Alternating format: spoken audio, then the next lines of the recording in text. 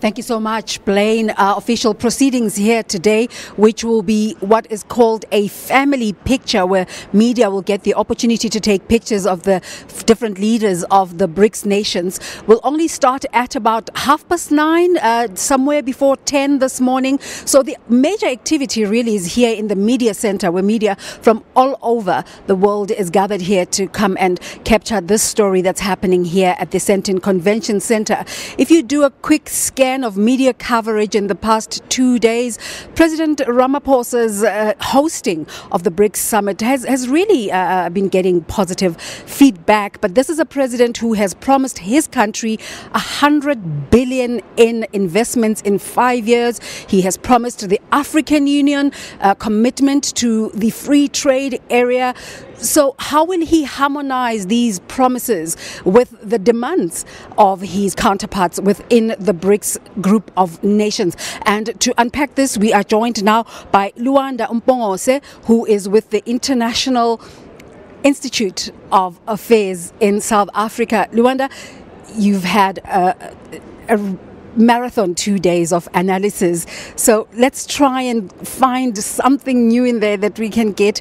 You've had interaction with the president of the Development Bank, Mr. Kamath, who will be briefing today's proceedings. How did those go? It was quite interesting because we got it off of him, who says that the approved loans for South Africa to improve its project is estimated at $780 million, and that will be the expansion of the Durban port and also to Eskom.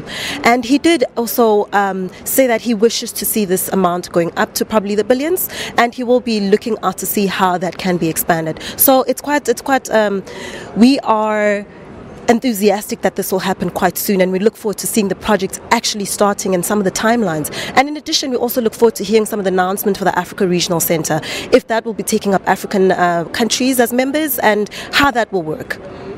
So specific projects there, but would you think that's sufficient? In South Africa, one of the big problems is the development of infrastructure, and I'm sure the list is a page long. I absolutely agree with you, but I just want to also bring back attention to the fact that this bank is also just a couple of years, and I think they're also still trying to find a firm footing. And also South Africa, do we have enough capacity yet to take on these projects, which is something that has been deliberated, and we haven't heard most of it, but we want to hear what has been the halt of these projects taking place at this current juncture. What can we expect him to say this afternoon? We expect him to tell us how much has been approved and how much will be approved going forward. We expect him to tell us what projects have been endorsed. We expect him to tell us about the feasibility study and how far they are with that. And also anticipated by Africa at large is also just the African Regional Center. When is it operational? And what can we expect to hear in terms of how far BRICS has gone in changing the world order, which was the intention to begin with? I think we've heard a lot in the last quite few deliberations on they are trying to promote multilateralism, and they are shunning on the unilateral measures that have been taken by that other country. So we've heard that firm stance, and we see that they're going to be we'd hope that they cooperate more on the WTO. Now, today's event, the presidents are coming all together. What should we read into the fact that President Putin is taking his time coming in? Are we going to see him coming in? Your guess is as good as mine, Desiree.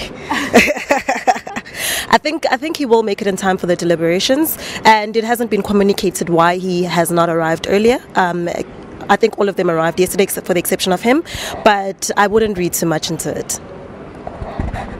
Has BRICS gone some way into improving our community? I know we need to have a holistic picture and look at the benefits of each and every member, but from a South African point of view, is this beneficial for us? I think it is incredibly beneficial as a foreign policy tool, but I think as South Africa we should note that this is not the only forum where we can advance our own interest, but actually look at how we can cooperate with other strategic partners. There has been concerns raised about affordability in terms of interest rates and if we were able to afford all of these financial benefits that are being forwarded to us. Is South Africa in a place to afford all these loans?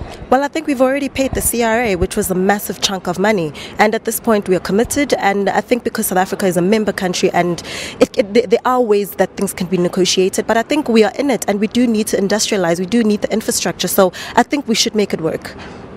Thank you so much for talking to us, and we'll continue to have conversations with you and other analysts. Luanda Mpungose is from the South African Institute of International Affairs here in South Africa. Later on, we'll be joined by economist Kanti Pai to look at the economic side of the BRICS Summit. Let's go back to Joburg for now.